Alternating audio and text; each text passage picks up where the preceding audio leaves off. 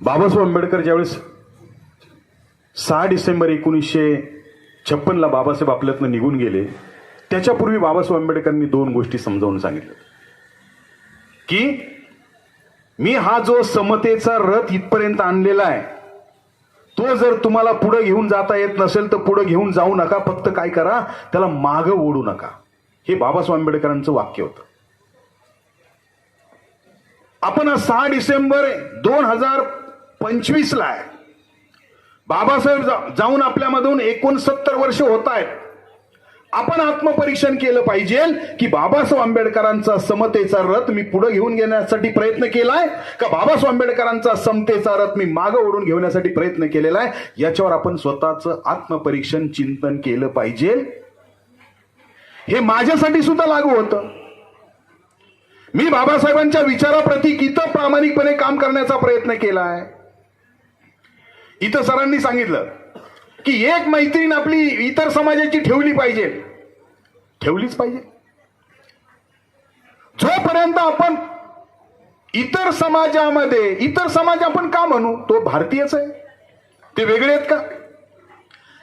6743 जातीमध्ये बाबासाहेब आंबेडकरांनी जो समाज होता त्या समाजाला काय केलं, SC ST OBC मायनॉरिटी 4 वर्गामध्ये एकत्र आणले.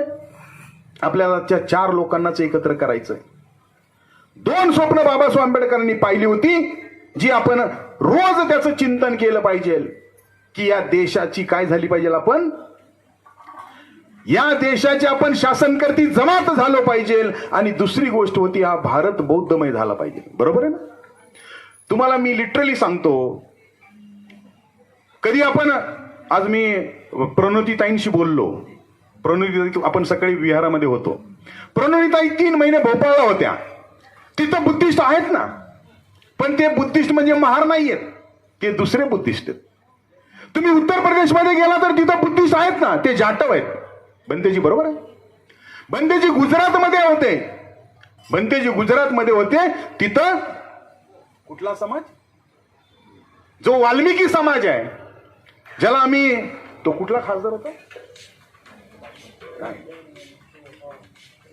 म्हणजे वाल्मिकी समाजाची लोक तिथं बुद्धिस्ट आहेत. परियार, तुम्ही एकटे लोक नाही आहेत. पण आपण काय म्हणतोय, आम्ही स्वतःला आयसोलेट करतोय, आपण स्वतःला कमकुवत करतोय आणि आम्हीच खरे असं म्हणून आपण इतरांना जवळ करत नाहीये. ह्याचं आत्मचिंतन आपण मित्रांनो केलं पाहिजे. माता भगिनी,